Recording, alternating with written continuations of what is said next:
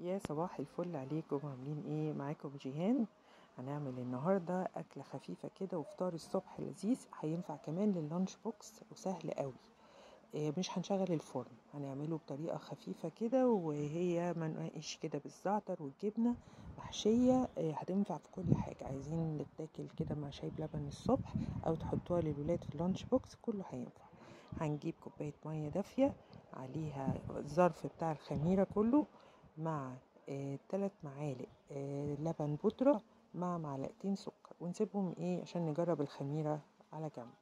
هيبقى معانا هنا كيلو دقيق او 4 كوبايات بالمعيار المج ده، وعليهم معلقة كبيرة بيكنج باودر، وبعدين نحط الخلطة بتاعة الخميرة وحبة خل صغيرين هيرفعوا معانا العجينة، وفنجان زيت صغير، ونقلب كويس قوي بس، ونقعد بقى مع نفسنا كده، ونحضر جنبنا كوباية مية دافية كده، لو العجين يحتاج مية نزود بس، ونخليها كده هتبقى ملزقة شوية عشان تبقى طرية، ما ننشفهاش قوي، ونسيبها تخمر شوية ساعة ساعتين على قد ما عقبال ما نحضر الحشوات بتاعتنا.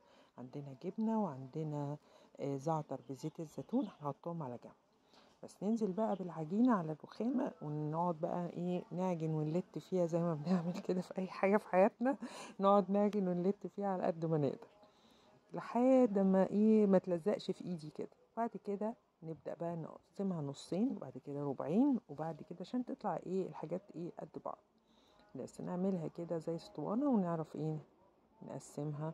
وبعد كده نعمل كراريات كده صغيرة على جنب. كل اللت والعجن بقى اللي احنا بنعمله ده بيخدم العجينة انها تبقى طرية معاكي، وما تضايقكيش في الحشو يعني. لما تيجي تفرد تبقى تفرد كويس.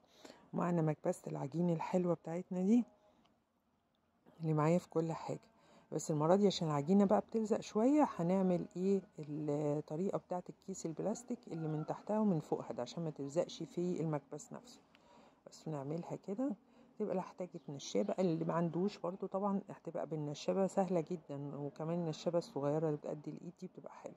دي جبنة حلوم كانت عندي، وعندي جبنة موتزاريلا، وعندي الزعتر بزيت الزيتون. ممكن كمان لو حابين تعملوها بالجبنة البيضة والشبت، عملناها مرة قبل كده كانت طعمها حلو قوي برضو. عايزة تحشيها شوكلت، احشيها شوكلت، مش هتقولك لا.